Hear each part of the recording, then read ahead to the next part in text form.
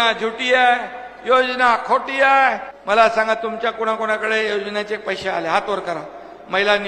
महिला माझ्या बहिणीने हात वर करा। आता तुमच्या खात्यात पैसे आले, माग बसलेले आहेत त्यांच्या खात्यामध्ये पण सगळे स्क्रुटिनी होईल आणि सगळ्या बहिणींच्या खात्यात पैसे जमा होतील। हे सरकारचं काम आहे। आणि योजनेमध्ये या विरोधकांनी खोडा घातला, कोर्टात गेले, योजना बंद पाडण्यासाठी प्रयत्न केला, परंतु कोर्टाने पण त्यांना चांगली थप्पड मारली आणि त्यांना त्यांची जागा दाखवली। या लोकांनी ही योजना बदनाम केली। या महिलांना तुम्ही विकत घेताय का? महिलांना लाच देताय का?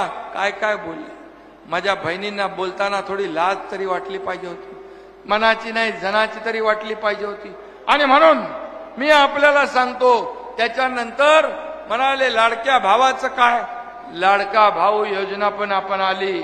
मुख्यमंत्री युवा प्रशिक्षण योजना 12वीला 6,000, डिप्लोमा 8,000, डिग्रीला 10,000 रुपये प्रशिक्षण भत्ता देणार हे महायुतीचं पहिलं राज्य आहे, देशातलं पहिलं राज्य। आणि म्हणून त्याचा लाभ घ्या।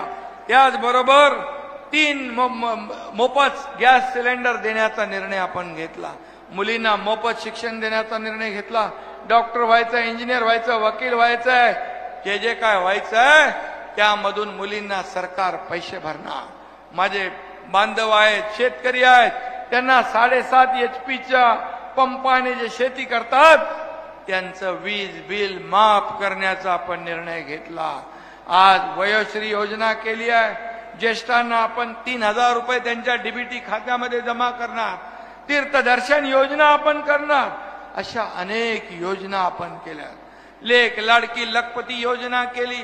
मुलीचा जन्म झाला 5,000, पहिलीत गेली 6,000, 5वीत गेली 7,000, 11वीत गेली 8,000 आणि 18व्या वर्षी 1,00,000 रुपये त्या मुलीच्या खात्यात जमा करण्याची योजना आपण सुरू केली। या योजना ज्या आहेत, या योजना सर्वसामान्य लोकांसाठी आहेत आणि म्हणून या योजना लोकांपर्यंत पोहोचल्या पाहिजे, घराघरामध्ये पोहोचल्या पाहिजे।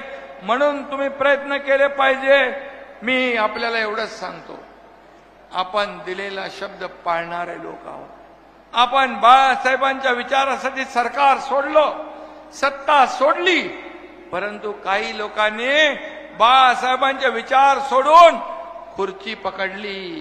त्यांना जनतेने धडा शिकवला आणि जेव्हा हा एकनाथ शिंदे सर्वसामान्य शेतकऱ्याचा मुलगा, सर्वसामान्य कुटुंबातला मुलगा मुख्यमंत्री होतो, त्यावेळेस तुमच्या पोटात दुखतं, तुम्हाला मळमळ होते, जळजळ होते, रोज आरोप करता सरकार पडणार, सरकार पडणार, मुख्यमंत्री बदलणार, देव पाण्यात बुडवून ठेवले।